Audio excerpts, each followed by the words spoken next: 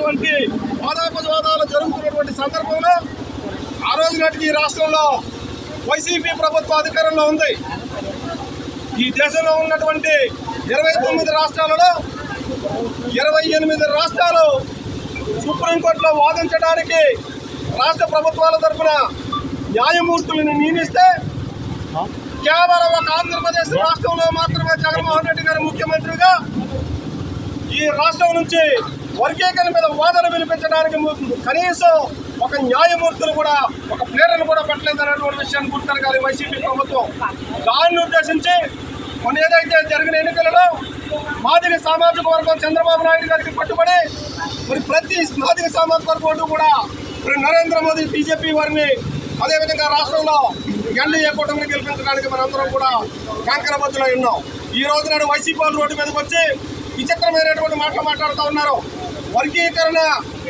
వర్గీకరణ మీద ఈ రోజు నాడు కనీసం సుప్రీంకోర్టులో ఒక లాయర్ని పెట్టలేనటువంటి రాష్ట్ర ప్రభుత్వం తరఫున ఒక లాయర్ని పెట్టలేనటువంటి అసమర్థ ప్రభుత్వం ఆ రోజు నాడు వైసీపీ ప్రభుత్వం ఉంది. సుప్రీంకోర్టులో వాదనలు జరిగే సమయంలో ఈ రోజు వైసీపీ నాయకులు బయటకు వచ్చి మరి ఈ రోజున వర్గీకరణ జరిగిందంటే చంద్రబాబు నాయుడు గారు నరేంద్ర మోదీ గారు వారి సారథ్యంలో కృష్ణబాబు గారు పోరాట ఫలితం మాత్రమే.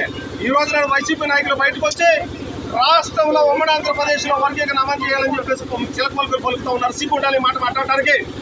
ఎందుకు చేతనంటే మీరు 2019 సంవత్సరంలో అధికారంలోకి వచ్చిన తర్వాత చంద్రబాబు నాయుడు గారిని వర్గీకరణ పేరు చెప్పి అనేక విధాలు అవమానించారు. మీరు కులాలను విభజించారని చెప్పి సాక్షాత్ రాష్ట్ర ముఖ్యమంత్రిగా ఉన్న ఆ రోజు నాడు జగన్మోహన్ రెడ్డి గారు అసెంబ్లీలో చంద్రబాబు నాయుడు గారి మీద నిందలేసినటువంటి పరిస్థితిని మాదిగ సామాజిక వర్గం మర్చిపోలేదు జగన్మోహన్ రెడ్డి గారు.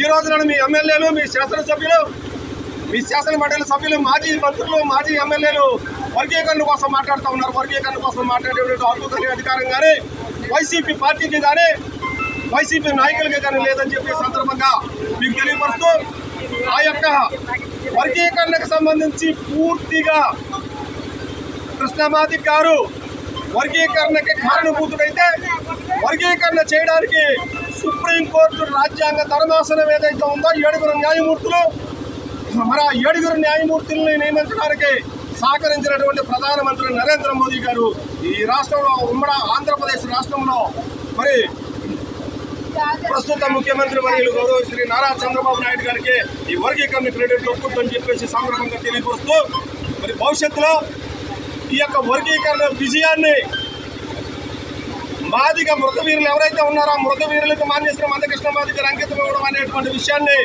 మనస్ఫూర్తిగా మీ హర్షధ్వానాల మధ్య ఆమోదించాల్సిందిగా సవినయంగా మిమ్మల్ని అందరినీ కోరుతూ అది సదావకాశం మీకు అందరికీ తెలియపరుస్తూ వైసీపీ నాయకులను మరొకసారి మీకు తెలియపరుస్తూ ఉన్నాను.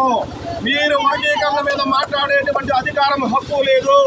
ఏ రోజు కూడా మీరు శాసనసభలో కానీ మీ శాసనసభ్యులు కానీ లేదా మీ పార్టీ అధినేత జగన్మోహన్ రెడ్డి గారు కానీ మాదిగలకు వ్యతిరేకంగా మాట్లాడారు కనుక ఈ మాదిగలు ఎవరైతే పొదాన్నేసుకున్నారో ఆ పొదాన్నేసుకున్నటువంటి పార్టీలకి పొదాన్నేసుకున్నటువంటి నాయకత్వానికి మాత్రం ఈ విజయోత్సవం చెందుతుందని చెప్పేసి సందర్భంగా వైసీపీ నాయకులు హెచ్చరిస్తా ఉన్నారు.